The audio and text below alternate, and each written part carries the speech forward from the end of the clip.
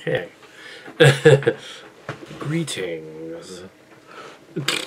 This is a brief deconstruction revisit of I Love Huckabees, I Heart Huckabees, because I actually received a very odd message on a movie from 3 years ago, from 5 years ago that I reviewed, by a fan of psychedelic shrooms who, for some reason, got offended at the idea that I might make a joke about that in a 4.5-minute reference to a film that probably no one has seen.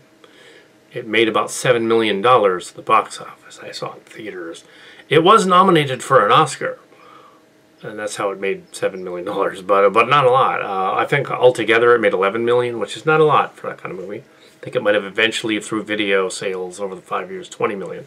That is not. That's a bomb. It's a movie that did not make money on that basis alone, yes. It had a clever ad campaign. I'll give it that. It was Fox Searchlight, back when they were run by Fox. It had Lily Tomlin and some other famous people in it. That was a plus. Now, the original 4.5-minute review,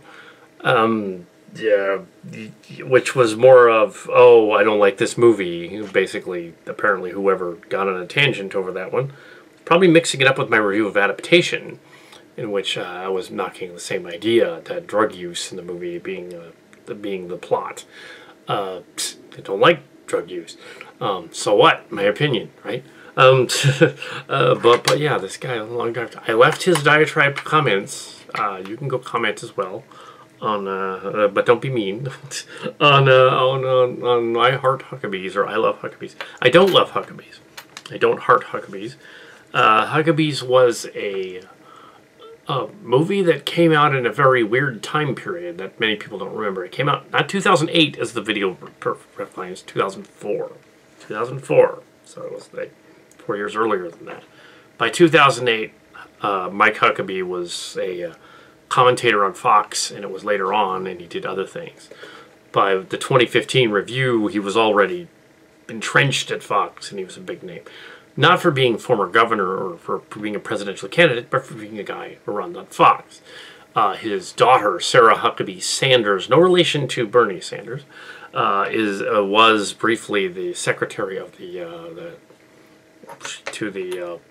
press secretary of Donald Trump administration in the 2010 late 2010s, 2016 to 2018 roughly. So Huckabee did not get a seat on the council, but his daughter did. Anyway, he's a hyper-evangelical right-wing guy. And I think in the 4.5-minute review, I did point out that he didn't like the movie. He was told they had created a movie called I Heart Huckabees or I Love Huckabees. And he was like baffled, just as I was, and I don't agree with him on everything, but I do agree with him on this. Okay, but yeah, he was like, "What? Why did they make a movie with my name on it?" Oh. And then you're gonna turn around and you're gonna say, "Oh, the Huckabees thing was real. It's a real chain. It was a real place. It was a real thing." Nope, it wasn't. There was something like it.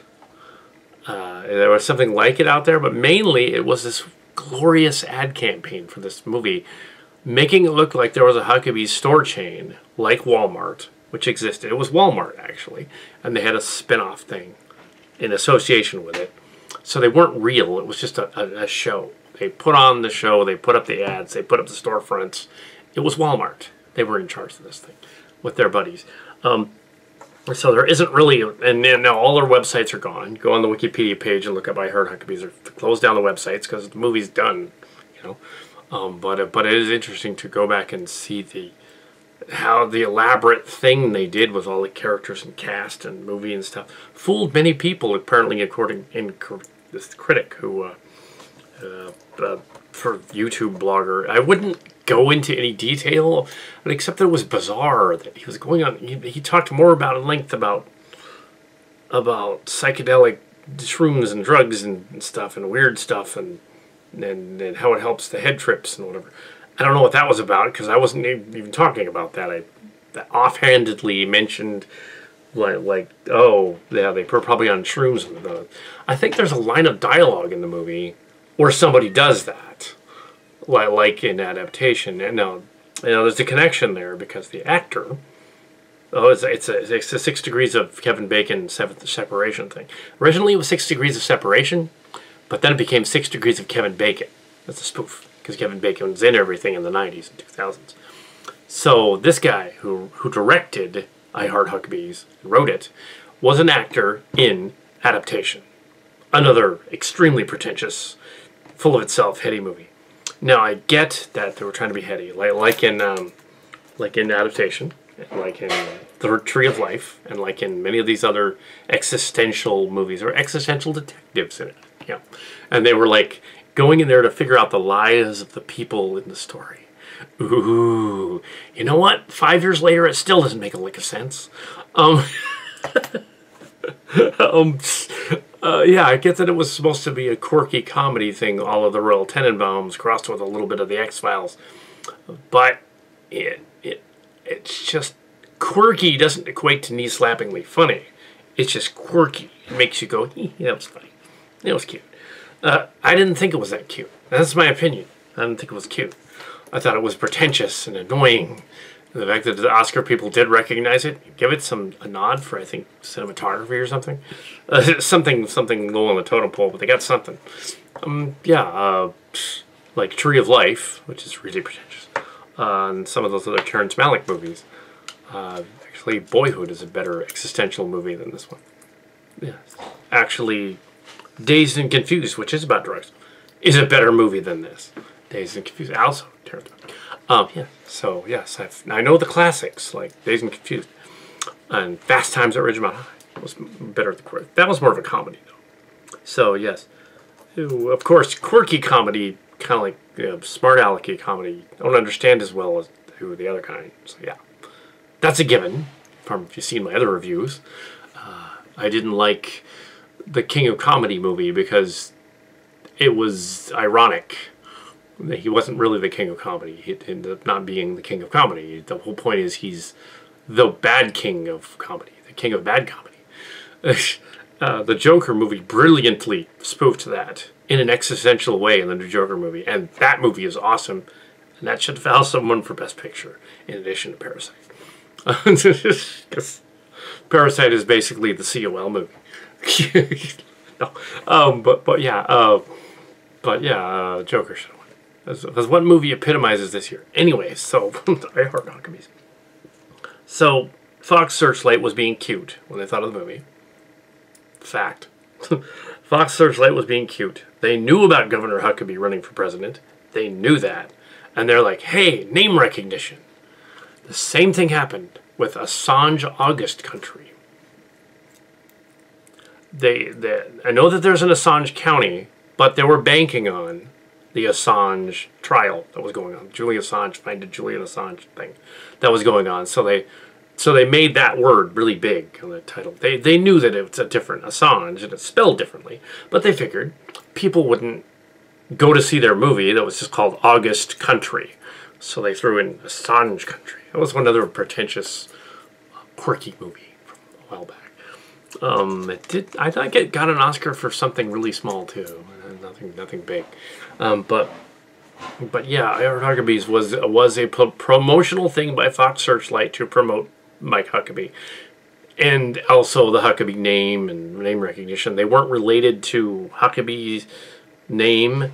Mark Cards thought it was a store chain because he got the hype. He believed this store existed. Turns out it never did. It was part of Wal Mart, and it was part of the ad campaign. Brilliantly done ad campaign, almost as good as the Blair Witch Project campaign. Finished you, the Blair Witch thing was real. Some people still are, now that it's like 20 years later. You know, the Blair Witch Project was real. They really died, even though they were in other movies later, in TV shows, including the large Taken miniseries. Yeah, the director went on to direct other stuff. Yeah, the girls in Taken, the miniseries, not the Taken movies, but the miniseries with the aliens. She played the science chick. Yeah. Yeah, she was in the Steven Spielberg's Taken. That was a TV movie series in the 2000s.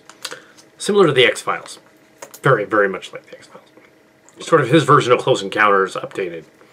So, but yeah, these sort of existential comedies did get recognition later. Like, this director went on to direct American Hustle and Silver Linings Playbook. Silver Linings Playbook won the Oscar that year. A very good movie. Existential, weird, quirky movie. Yeah. Let's see. I don't think Mark's Cards and I saw that, but I saw that with another friend, and he kind of liked it, but didn't appreciate it. The guy kind of acted like him. So like, I kind of like me. It was like, oh yeah, he kind of does. But at least he gets the girl at the end, so it's all right. Yeah. but yeah. Silver Linings Playbook. Yeah, a sports movie, football movie. He wanted more football in it. Didn't really have any. The fun, yeah, there was some fun gags in that one, and it's not a funny movie. It's more of a drama with some lighthearted moments. Now, if they labeled I Heart Huckabees as a dark comedy or pseudo-drama, instead of mismarketing it as a laugh-out-loud comedy, perhaps they would have had a different view back then, in 5 years ago. Perhaps they would have said, oh, okay, I'm prepared for a drama with some jokes in it. Okay. I was expecting there to be more jokes in it than there actually were. In fact, all the jokes were in the trailer. Lily Tomlin running around acting goofy as a existential person. But yeah, that was like 2 minutes of the movie. It wasn't any of it, really. I mean, Career Opportunities was bad, but that was a John Hughes type of movie. And that was the same idea. Guys are in this, two young people are in a store and they're hanging out. Yeah. Mall Rats, two young dudes in a mall hanging out. Okay. You got anything else? Existential detectives. Yeah. See, Mall Rats knew that they couldn't just bank on Jay and Silent Bob, so they were like, okay, let's have like a reality TV, like a dating game contest in the mall. It would never happen. And let's have them be involved behind the scenes, making fun of the character Ben Affleck was playing, Holden or whatever. But yes, but yeah, Mallrats is not one of Kevin Smith's better ones, but he didn't. I wonder what he would have done with I Heart Huckabees. Anyway, the I Heart Huckabees thing was highly hyped, and people liked it based on the hype, not having seen it. As for references to them on drugs or not, so what? I mean, most existential mind trip movies were probably inspired by hippies who were using some kind of drug. And then they went from there. So that was my deconstruction of I Heart Huckabees. I revisited I Heart Huckabees just because it's this bizarre thing, commentary thing here. And yeah, the origins of this movie, and you can totally look it up, were a massive ad campaign making it look like it was real because it was part of the movie and setting it up so, oh, okay, these characters are really here. And the whole mystery of it being their existential lives and all that. Cleverly done, but I thought kind of boring. I still think kind of boring. 5 years later, boring. I'm probably now closer to the age the director was when he did the movie way back when. And I get it, because I'm now middle-aged. I get it. But that doesn't make it good. It's just that I get it. Yeah. I mean, if you want to see some, let's see some.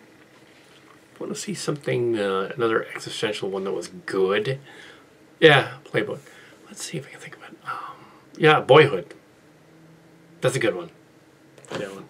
A little long, but that's a good one. Yeah, let's see. Parts of nothing in Tree of Life was worth anything. You know what's odd is The Artist as well. That was another weird one. Got an Oscar because it was in black and white. Ooh, Oscar. Ooh. But yeah, it's like parts of that were kind of like, okay, Hugo totally deserved. That was an existential movie too. That was an existential kid movie, Hugo. That one should have won over. Anyways, I don't heart Huckabees.